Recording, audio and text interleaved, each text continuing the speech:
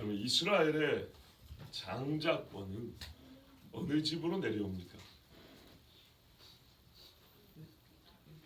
요셉이죠.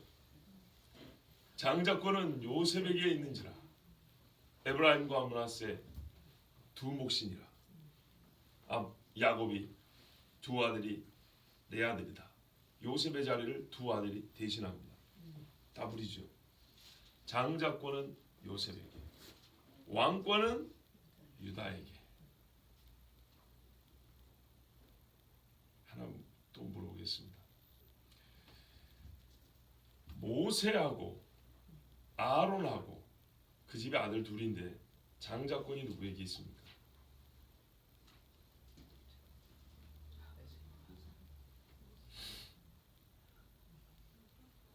또 난세 이런 질문은 처음일세.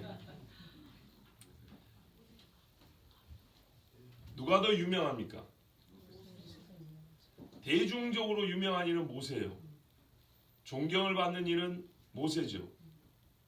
그러나 여러분, 이스라엘 역사에서 수천 년의 역사에서 중요한 자리는 모세의 자리가 아니고 아론의 자리입니다. 무슨 말인지 이해가 되십니까? 장자는 아론입니다. 제사장은 아론입니다. 모세가 아닙니다. 예수님을 예표한 이는 모세만이 아니라 아론도 예수님을 예표합니다. 맞습니까? 그 사이의 극적인 면은 모세가 예수님을 예표하는 아주 극적인 사건을 이룬 사람이죠. 출애굽을 하게 했으니까. 그러나 그 출애굽의 의미를 하나의 제도로, 일상의 예배로 이스라엘 사람들에게 가르치고 삶의 그거를 배어있도록 끝까지 유지시키고, 지금도 여전히 예수님이 오실 길을, 왕이요 제사장이 오실 길을 예표하는 그 길을 준비하는 집, 본인들이 알든 모르든 준비하는 집은 아론의 집입니다. 맞지요? 예루살렘 성전을 짓답니다. 누구 자손을 찾아서 교육을 시킨다고요?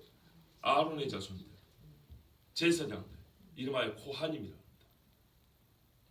누가 율법을 연구 많이 할까요? 모세 자식들요? 아론의 자식들입니다. 아론의 자식들이 율법을 연구하고 아론의 자녀들이 제사장 훈련을 받고 이스라엘 사람들이 흩어졌을 때도 꼭 서 있던 사람은 혹시 우리 중에 아론의 자손이 있는가? 좀 넓게 보면 레위인이 있는가? 하지만 레위인 중에서도 모세 집 사람이 있는가를 찾는 것이 아니라 아론의 집 사람이 있는가를 찾습니다. 그래서 그 사람이 있으면 제사장으로, 랍비로, 말씀을 가르치는 자로. 왜 그럴까요? 당장 우리가 삶의 규범을 몰라서 그럴까요? 율법이 내가 읽으면 이해가 잘 안 돼서 꼭 아론의 자손이 가르쳐줘야 합니까? 목사가 없어도 여러분 어느 정도는 필요한 말씀 다 읽을 수 있습니다. 깨달을 수 있습니다. 그죠? 아니 본인 혼자 성경 읽고 깨닫고 예수 믿는 사람도 있지 않습니까? 그래서 본인 혼자 예배 드리는 사람도 있고. 그렇지만 레위인 좁혀서 아론의 자손이 필요한 것은 제사를 드리기 위해서는 아론이 필요하기 때문입니다. 예수 그리스도께서 우리에게 오실 때 혈통으로는 유다의 집안이지만은, 그렇죠? 사역으로는 왕의 사역이 중요한 게 아니라 우리에게는 제사장의 사명을 감당해 주시러 오셨습니다. 중보자입니다.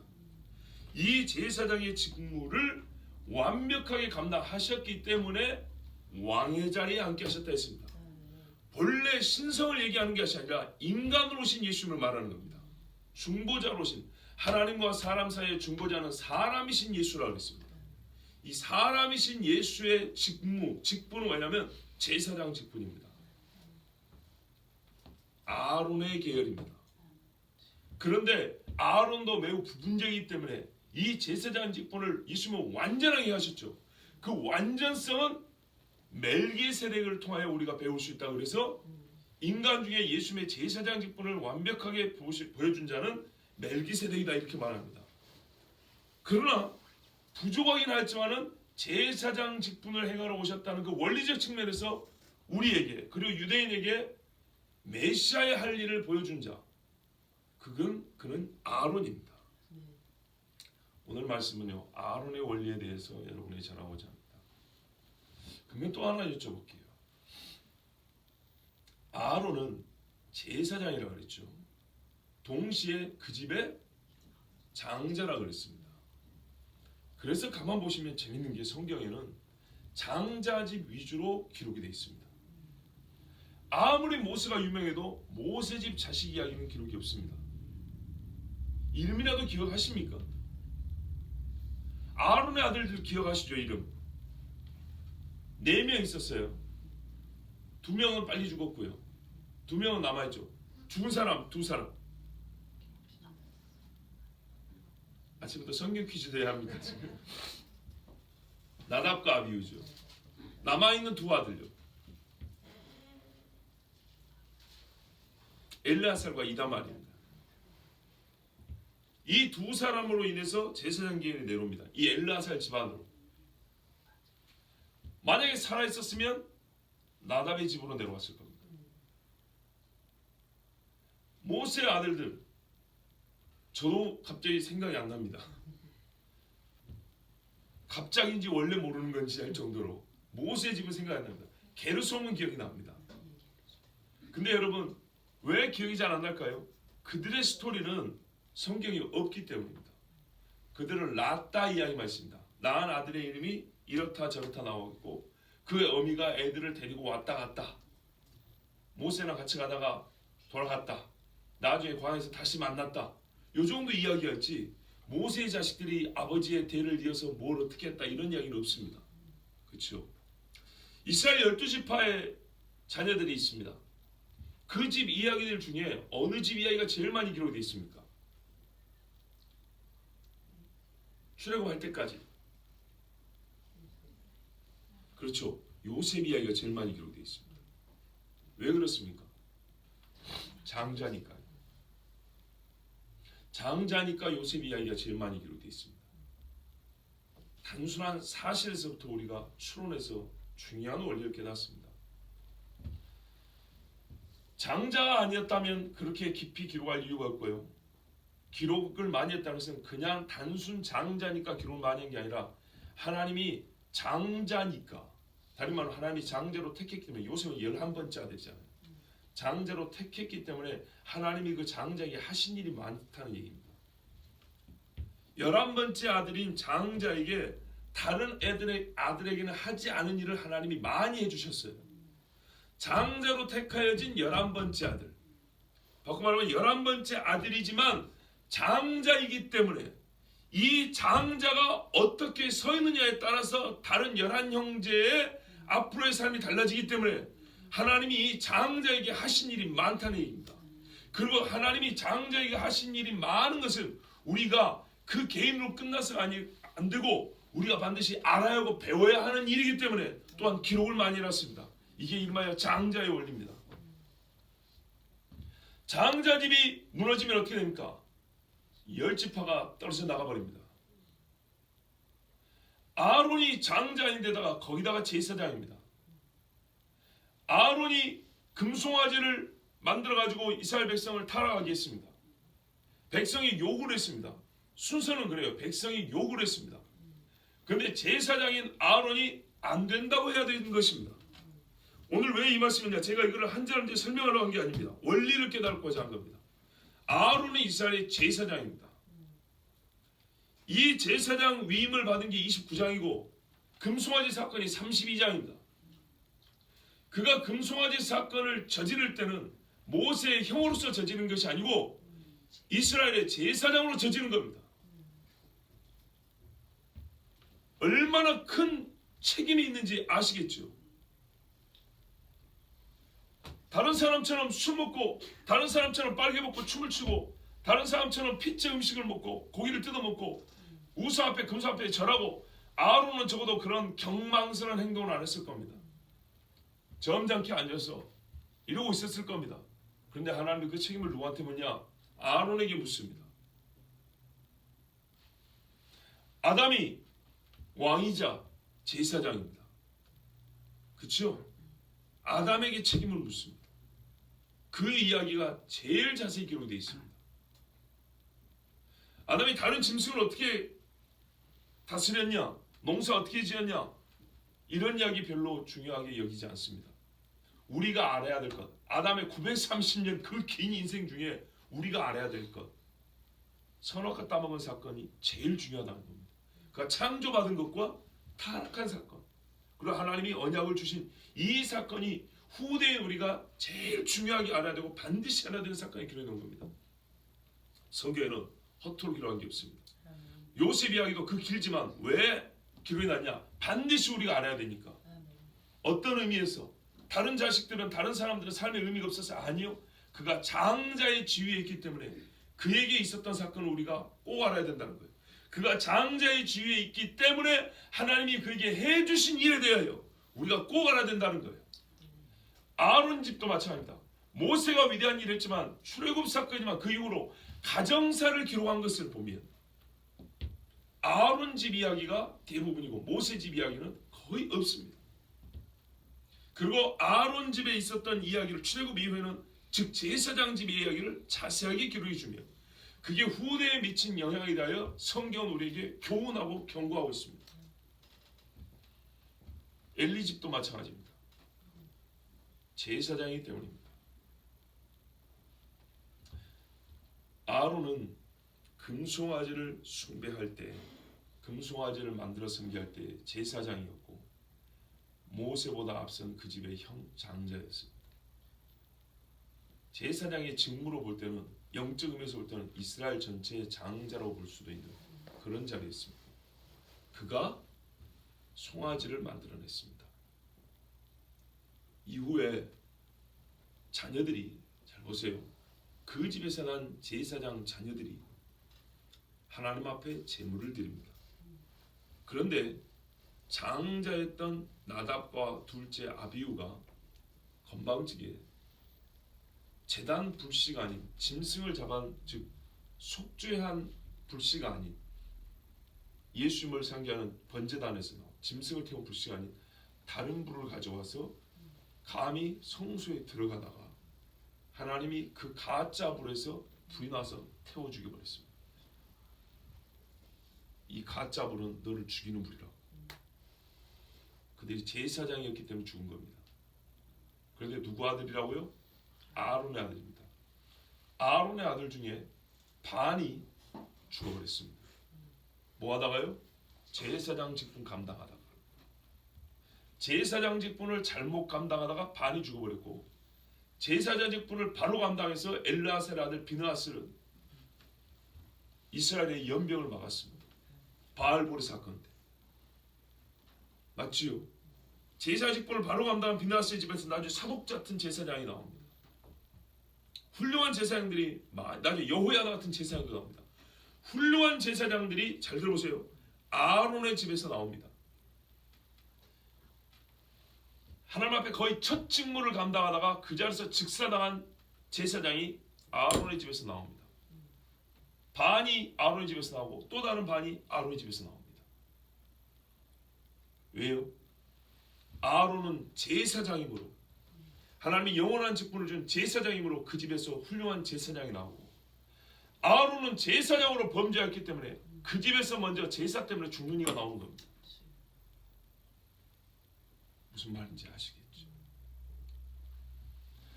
아담이 왕이요 제사장이기 때문에, 그러나 타락한 제사장이기 때문에 제사장 임무를 감당할 셋이라는 훌륭한 아들도 나오고, 셋, 아벨 죽은 다음에 셋이 나오죠. 그 밑에 셈 족속이 나오죠. 타락한 제사장이기 때문에 가인 같은 놈이 나오는 겁니다. 그러나 아담의 자리가 그런다고 없어진 건 아닙니다. 아담이 가인을 낳기 때문에 아담은 우리 인간의 머리가 아니었냐? 그건 아닙니다. 머리이기 때문에 이렇게 나오는 겁니다. 제사장이기 때문에 나답과 아비 같은 놈이 나오는 거고, 엘르아살과 이다말 같은 아들이 나오는 겁니다. 다윗이기 때문에 솔로몬도 나오고 압살롬도 나오는 겁니다. 근데 압살롬은 왜 나왔습니까? 다윗의 간음과 살인 사건, 그 죄 때문입니다. 이다말, 아니 비느하스와 나답이 죽었을 때 아론이 울지를 못합니다. 하나님 앞에 울지를 못했습니다. 제가 어제 말씀드릴 설교할 때 그랬잖아요. 시원하게 울 수 있는 것도요, 믿음이 있고 죽을 때입니다. 이담 나답과 아비후가 죽었을 때는 하나님이 뭐라고 명령한지 아십니까? 아론아, 남아있는 형제들아, 머리를 풀지 말고 옷을 찢지 말고 울지 말라고 했어요. 얼마나 이게 고통스러운 명령입니까? 자기 첫째하고 둘째가 죽었는데 아버지가 못 울어요. 형들이 죽었는데 동생들이 못 울어요. 장례도 못 치러요. 왜 그런지 아세요? 그들은 자기들의 죄로 말미암아 죽었고 그들의 죄는 속죄를 못 받았기 때문입니다.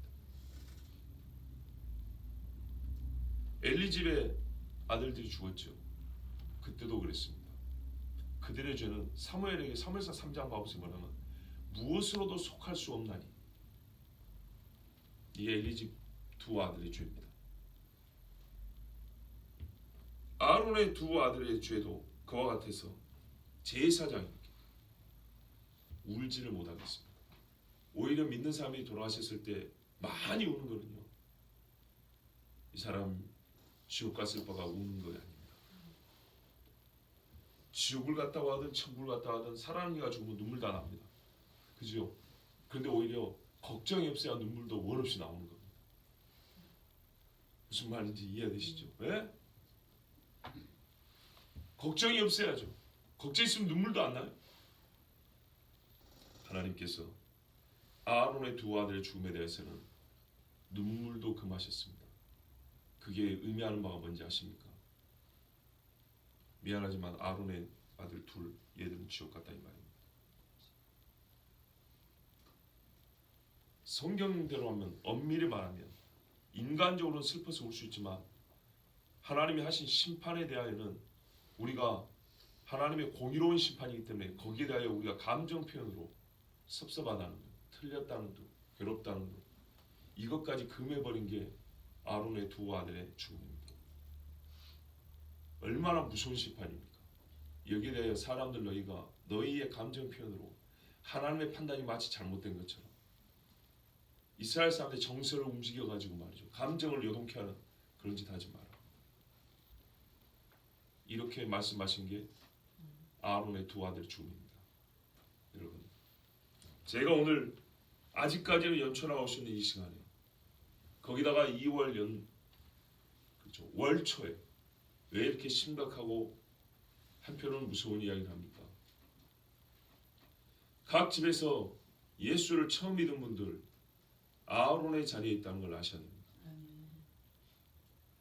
내가 아담의 자리에 있고. 왜 그렇습니까? 성경에 너희는 거룩한 왕 같은 제사장이에요. 이 제사장의 원리를 알아야 하기 때문입니다. 제사장이면서 장자였던 아론, 장자였고 그 집을 영적으로 깨우쳐야 될 자리에 있었기 때문에 하나님께서 연단을 그 누구보다 많이 하셨고 기록을 많이 하셨던 요셉, 인류 최초의 머리요 제사장의 직분을 감당한 사람 아담. 여기서 우리가 알 수 있는 게 뭐라고요? 거룩한 직분을 주셔서 하나님이 그걸 폐하지 않기 때문에 거룩한 자손이 되고, 거룩한 직분을 온전히 감당하지 못한 죄로 말미암아 자기 눈앞에서 죽는 자녀의 계보가 이어진다는 겁니다. 이렇게 갈라진다는 얘기예요. 이 사실을 우리가 잘 알지 못한다. 장자의 자리를 얘기할 때 축복만 주로 얘기를 한다고요. 그러나 장자의 자리에 있기 때문에 그 한 사람의 영적인 상태 또는 하나님과의 관계라고 하는 일반적인 표현 외에 정말 그가 하나님 앞에 범죄하느냐 의를 행하느냐는 그 후손들을 반으로 쪼개서 나누는 그런 결정적 사건이 된다는 얘기입니다. 그럼 하나 여쭤볼게요. 아론은 천국 갔을까요? 지옥 갔을까요? 금송아지 숭배했는데요. 회개했다는 증거가 어디 있습니까?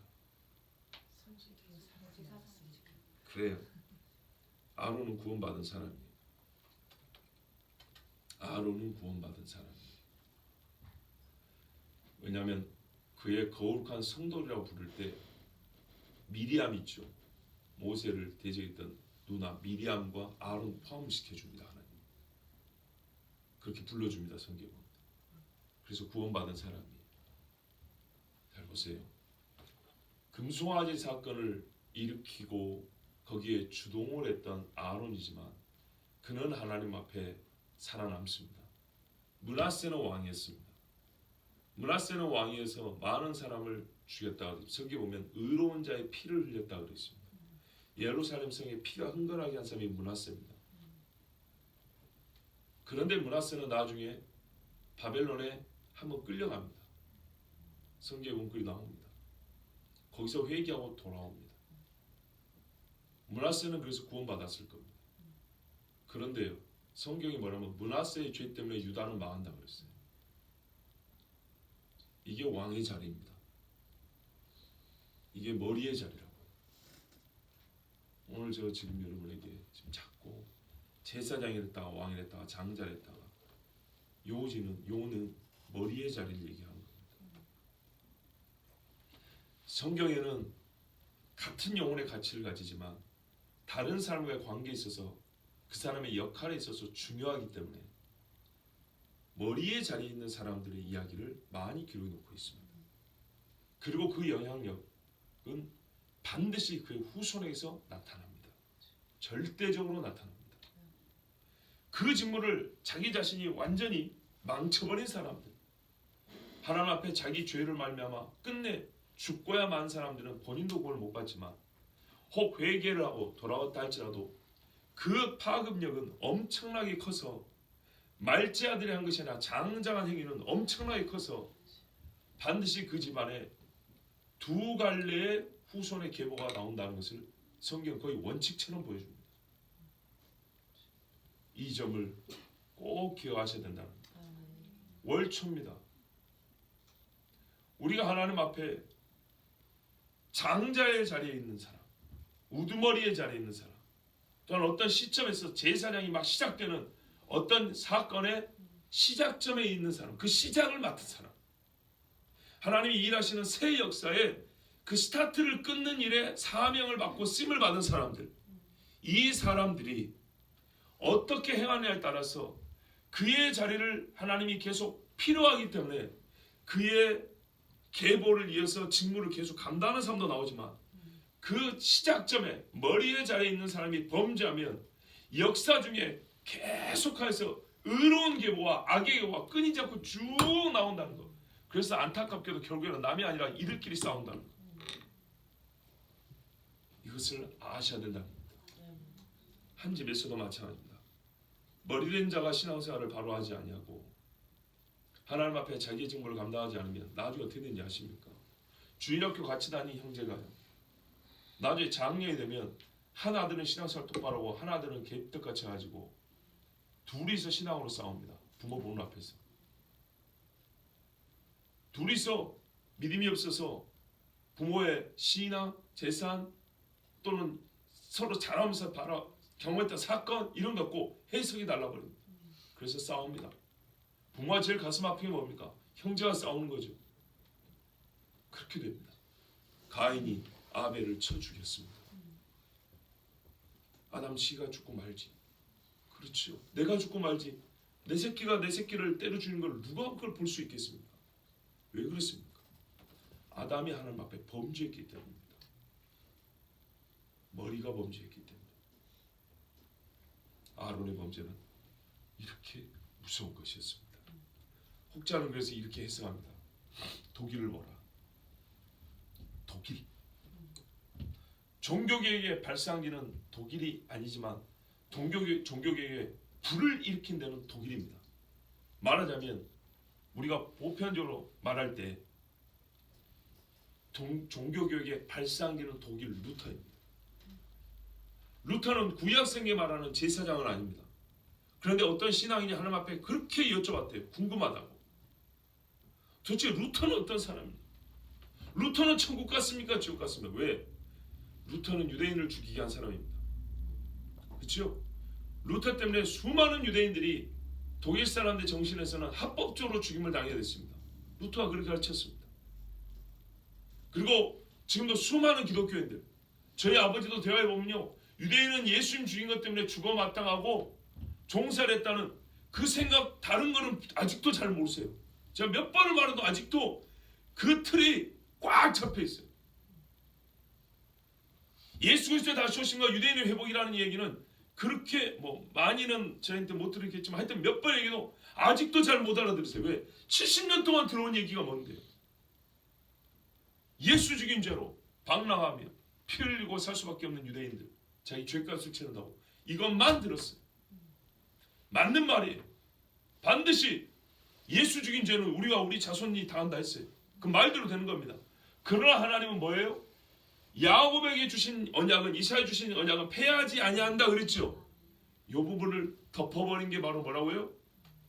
죄에 대한 우리의 선입견 잘못 말했어요.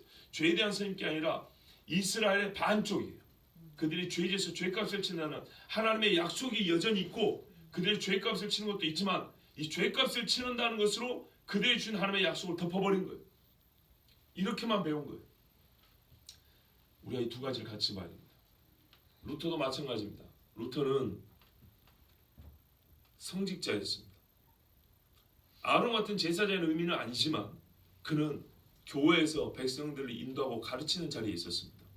그리고 종교교육에 말하자면 교회 개혁의 우두머리격인 사람입니다. 그 사람의 위대함으로 인해서 지금 여러분과 나와 같은 개혁된 교인들이 태어나게 됐습니다. 이 한 계보가 있습니다. 그러나 그의 입술에서 나온 이 잘못된 가르침과 죄로 말미암아 자기의 자녀인 독일 교회는 하나님의 백성 이스라엘을 죽이는데 전부 다 찬성표를 던졌습니다. 이게 바로 우두머리 된 자의 자리가 얼마나 중요한지를 가르쳐주는 겁니다. 루터의 후손들 중에 성경 파악의 동맹이라는 게 결성이 되었습니다. 공산주의는 독일에서부터 시작됐습니다. 사상이 시작된 건 독일이라고요. 성경을 인간으로 보는 사람들도 루터의 후예라고 할 수 있는 독일 기독교인들이었습니다. 얼마나 무서운 일들이 독일에서 벌어진 모릅니다. 그러나 여전히 독일에서 수많은 선교사가 나왔고 많은 신학자들이 나왔고 유럽을, 전 세계를 솔직히 말하면 재복음화하는 불같이 일어난 사람들도 독일에서 수万많이 나왔습니다. 두 갈래가 나눠졌단 말입니다. 루터의 후손들 중에 교회를 일으킨 후손이 있고 교회를 망쳐으로 교회를 파괴시킨 후손들이 있다 이 말입니다. 왜요? 루터의 자리가 마치 아론의 자리와 같았기 때문입니다. 여러분, 예수님을 처음 믿는 각 가정에서 집안에서 예수님을 처음 믿는 분들이 있죠. 제 이야기가 아니고 성경을 보세요. 여러분은 아론의 자리에 계신 분들입니다. 아담과 같은 자리에 계신 분이고 개혁의 불꽃을 높이는 루터의 자리에 계신 분들입니다. 그래서 여러분에게는 연단이 많습니다. 한편 요셉의 자리에 있기 때문에 연단이 많습니다.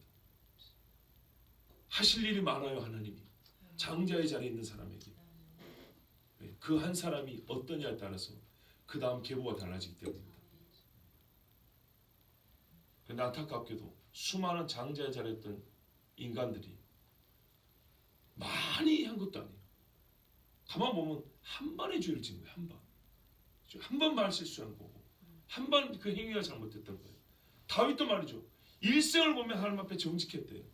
근데 어느 한때 사건이 있어요. 근데 어떤 일이 벌어졌는가 보세요. 너무너무 중요합니다. 여러분, 사브나바네아 참 좋은 이름이죠. 그렇죠? 요셉은 개인적으로 하나님 앞에 범죄하지는 않았습니다. 사브나바네아라는 이름이 어울리게 그렇게 살아왔습니다. 그러나 실제로 요셉과 같은 지위에 있었던 많은 사람들, 그 자리에 하나님이 세우셨던 많은 사람들은 자기의 사명을 몰랐거나 알았고 열심히 수행하다가도 한 번의 실수로 말미암아 이어지는 후손의 계보를 반토막을 내서 반은 죽고 반은 살게 하는 이런 안타까운 일을 저지르거나 경험한 사람들이 많습니다. 우리 한국교회에도 훌륭한 믿음의 종들이 있었다고 그랬습니다. 그런데 여러분 이제 이 정도 이야기는 우리 이야기니까 경험적으로 다 합니다. 그 목회자의 한 번의 실수로 교회가 반토막이 나버립니다. 그로 말미암아 예수 믿고 구원받은 사람이 있고 그 사람 때문에 나 교회 안 간다고 완전히 지옥으로 빠져버린 사람도 있습니다. 그럼 교회를 핍박하는 사람이 있습니다. 그 책임을 어찌 감당하냐. 다시 한번 여러분에게 하나님의 말씀으로 권면하고 당부합니다. 우리가 각 집에서 장자의 자리에 있거나 또는 하나님이 집안에서 영적으로 장자의 제사장의 자리에 세워두었다고 자기 양심에 하나님의 말씀이 들리는 분은 오늘 말씀을 잘 들으시고 그 직무를 부지런히 성실하게 잘 감당하시 바랍니다. 혹 내가 그 직무를 감당하다가 아론과 같은 죄를 지었다, 허물이 있다 하시는 분들은 하나님 앞에 역시나 누구보다 부지런하고 진실하게 회개해야 합니다. 성경은 우리에게 항상 공통되게 보여줍니다. 예, 월초에 여러분에게 아주 축복의 이야기를 많이 못해서 죄송합니다. 그런데요, 지금 이 말씀을 듣는 것이 훨씬 더 복됩니다. 아론은 이스라엘 모든 백성이 부러워하는 제사장 위임을 받았습니다. 흉패를 제사장의 의복을 입고 유일하게 하나님의 지성소에 들어갈 수 있는 자리에 있게 된 사람입니다. 그런데 그 복 때문에 두 아들이 죽었습니다. 그 자리 때문에. 꼭 기억하시고요. 특별히 여기 다 부모님 계시죠. 다 대부분이 부모님들인데 부모님들은 유념하시기 바랍니다. 나 때문에 자식의 반은 천국 가고 반은 지옥 갑니다. 그럴 수 있습니다.